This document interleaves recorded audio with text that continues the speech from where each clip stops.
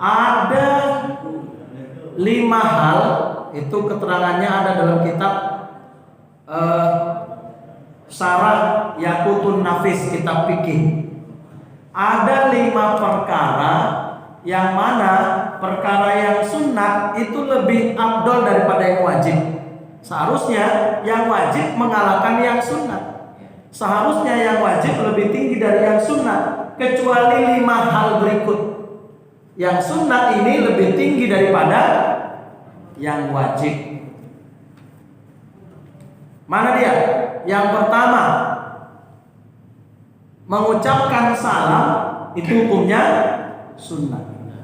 Menjawab salam hukumnya wajib. Nah, dalam hal ini yang lebih dulu mengucapkan salam walaupun hukumnya sunnah itu lebih afdol ketimbang menjawabnya, walaupun menjawabnya hukumnya wajib. Jelas?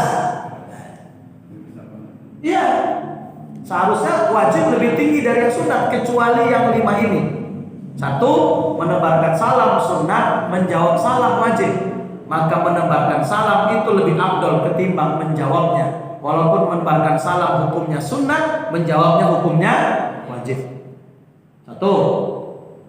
Yang kedua, mengingatkan orang yang berhutang kepada kita agar dia bisa membayar hutangnya, itu hukumnya wajib. Wajib. Kita ingatkan dia supaya nggak berdosa. Wajib hukumnya. Tapi bila mana kita mampu mengikhlaskan hutangnya, itu hukumnya sunnah. Maka yang sunnah lebih afdol dari yang wajib. Maksudnya mengikhlaskan hutangnya lebih utama ketimbang menanti bayarannya. Mana? Kita ikhlaskan hutang-hutang saudara kita mulai malam ini semuanya. Setuju? Iya. Iya. Kaji udah dijelaskan. Masalahnya kita yang berutang masalahnya. Oh, kita yang berutang. Cocok lah. Yang berutang cocok nih, cocok kajian cocok ya kan. Syukur-syukur diikhlaskan. Nah, andai kita yang ngutangi, sekali lagi mengingatkan yang berutang agar dia membayar hutangnya, hukumnya wajib hukumnya. Kalau kita biarkan berdosa. Kita ingatkan melalui SMS atau ketemu langsung. Kapan ya Pak dibayar hutangnya? Wajib mengingatkannya, tapi mengikhlaskannya hukumnya sunnah. Ya udahlah, aku ikhlaskan. Nah, yang sunnah lebih afdol dari yang wajib. Mengikhlaskannya lebih afdol daripada menagihnya. Setuju?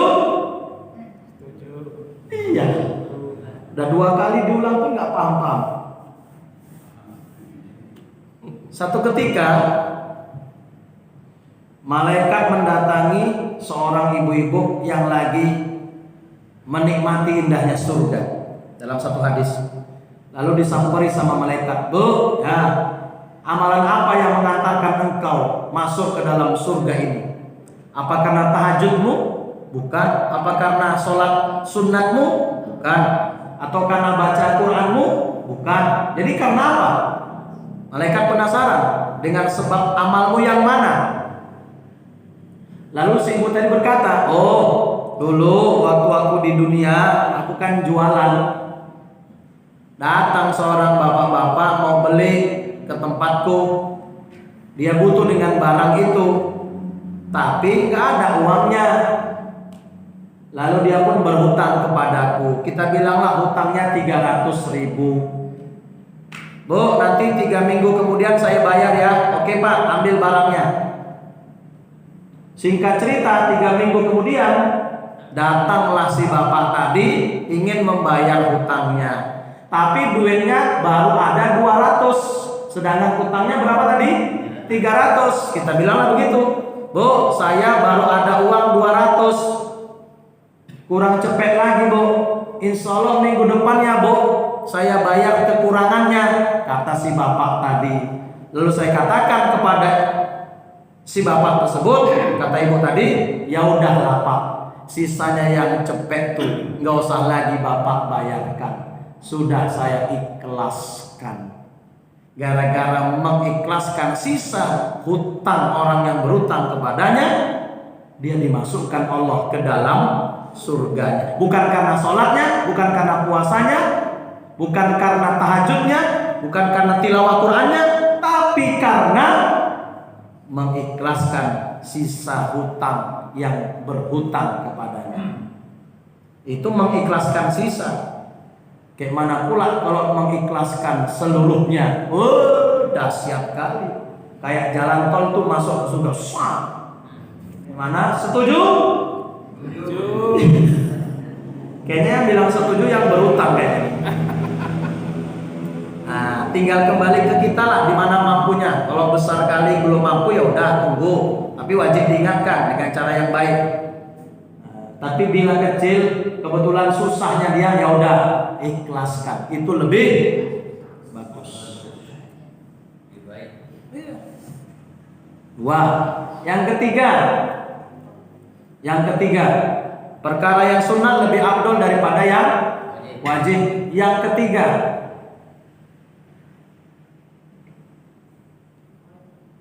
azan memanggil orang sholat hukumnya sunnah.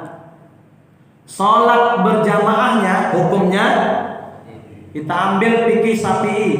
Fikih Syafi'i pendapat yang muktamad, sholat berjamaah itu hukumnya wajib kifayah, fardu kifayah, berarti kan wajib. Sedangkan azan untuk memanggil orang sholat berjamaah hukumnya sunnah. Nah, yang sunnah lebih afdol dari yang wajib. Apa maksudnya? Azan yang diperbuat oleh muazin itu mengalahkan pahala orang yang melaksanakan sholat berjamaah walaupun hukumnya wajib kifayah. Makanya kedudukan muazin itu luar biasa dahsyatnya. Yang sholat berjamaah di masjid itu semuanya berpahala, iya. Maka pahala orang yang sholat berjamaah itu diterima sama muazin. Dahsyat ya. Makanya jangan main-main dengan posisi muazin itu. Luar biasa, Pak. Bahkan semua makhluk, benda, hewan yang mendengarkan azan muazin itu kelak nanti di akhirat akan menjadi saksi di hadapan Allah. Dahsyat, Pak. Sholat berjamaahnya wajib, ya. Azannya sunnah, ya. Tapi yang sunnah lebih afdol daripada yang wajib. Azannya itu mengalahkan nilai sholat berjamaahnya. Bukan nilai sholatnya, nilai sholat berjamaahnya. Walaupun wajib kifayah hukumnya. Nah, betul, Pak. Kalah imam dibanding muazin. Kalau imam boleh nggak berebut kita mau jadi imam? Hah?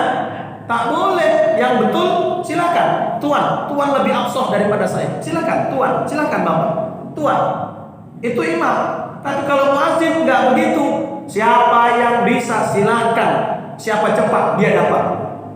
Berlomba-lomba silakan. Bahkan kalau bisa dibuat undian pun buat, saking banyaknya yang mau jadi muazin. Kata Nabi dalam hadisnya, "Lau ya'lamun nas ma fil nida wa ma fis safil awal, summa la yajiduna illa ayyastahimu lastahamu."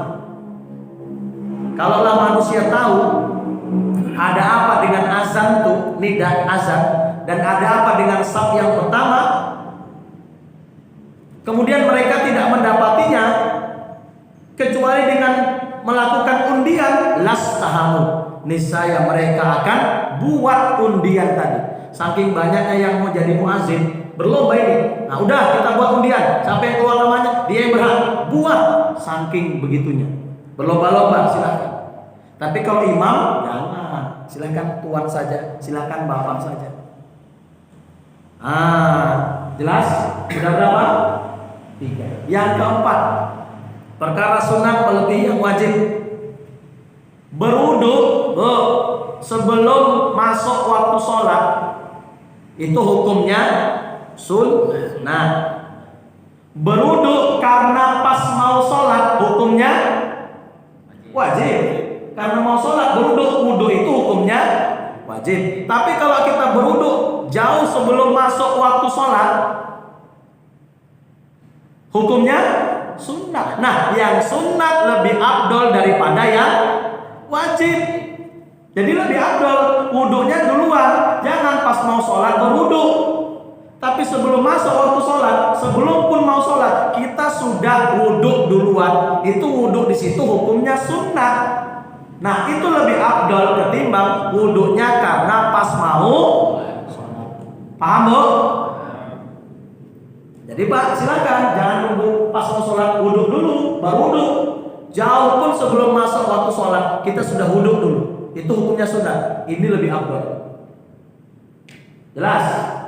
Yang terakhir dalam kitab Syarah Yaqutun Nafis. Udah 4 kan? Yang kelima, khitan. Sunat khitan bagi laki-laki sebelum balik hukumnya sunnah. Sebelum balik hukumnya sunnah. Khitan sunnah, tidak wajib sebelum balik. Tapi bila sudah balik, khitan itu hukumnya wajib. Kenapa kok jadi wajib? Karena laki-laki nggak akan bisa sholat, sholatnya nggak akan sah kalau tidak dikhitan. Sebab dikhawatirkan menanggung dan menyimpan najis, di bawah kulit kelaminnya. Maka baru bisa sholatnya sah kalau dia dikhitan. Karena sholatnya wajib, maka khitannya pun jadi wajib. Sebagaimana kaidah menyebutkan, mala yatimul wajib illa bihi fahuwa wajib. Sesuatu yang tidak sempurna kewajiban itu kecuali dengan sebab dia, maka dianya pun juga jadi wajib. Gak sah sholat kalau gak dihitan. Karena sholat wajib, maka hitannya pun jadi wajib. Itulah hukum khitan setelah balik wajib. Tapi hukum khitan sebelum balik hukumnya sunnah. Yang afdol, yang sunnah lebih utama ketimbang yang wajib. Artinya khitan sebelum balik itu lebih baik, lebih afdol ketimbang khitan sesudah balik. Paham, Bu? Nah, kalau di Arab punya tradisi umur 7 tahun rata-rata udah sholat kabar. Bahkan lebih kecil dari itu. Sekarang nunggu tamat SD dulu baru sunat. Padahal lebih cepat, lebih bagus. Ini bapak-bapak di sini udah sunat semua nih. Oke sih, sholat dulu.